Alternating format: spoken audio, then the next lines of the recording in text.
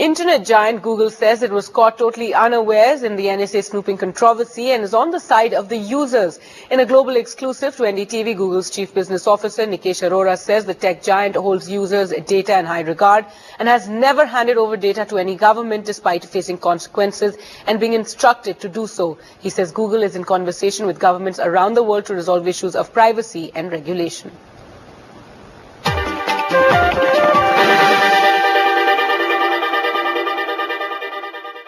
But the entire privacy debate, especially with a stunning admission coming from Google, saying that the 425 million Gmail users should know that they should not expect any privacy when they're actually exchanging information on the email service. Should I not be entitled to a certain amount of privacy? Of course you're entitled to privacy. I'm not sure we got the notion from that your privacy is anyway being compromised while you're exchanging messages with anybody. I think that's a notion that you should rid yourself of very, very quickly because it's simply not true.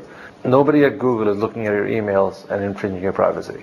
I think the discussion on privacy, it's important to understand that as this technology becomes pervasive, there are choices we're going to make as users where we decide to share a certain amount of information so that things become more and more useful to us.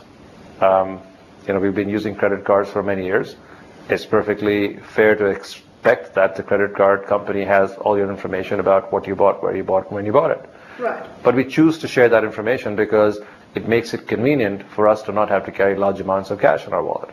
I think over time, we're going to trade information of ourselves with full cognizance, which allows us to make our lives more convenient and more useful. But convenience doesn't justify invasion of privacy, Nikesh. That remains the larger issue. So you're saying that just because it's convenient to use an email service, it's all right if your privacy is being invaded? I'm not saying that at all. I do not condone the notion of invading anybody's privacy. Right. Nor do I, nor does Google.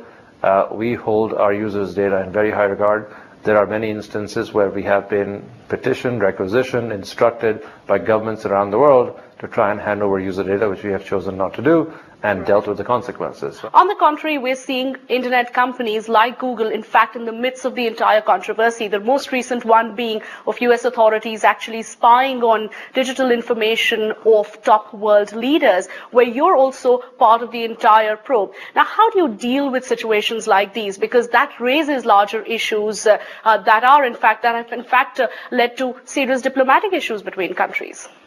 I understand that. I think in this case, this is a broader challenge that every one of us is facing, and I think part of it, what we have actually been on the side of the user.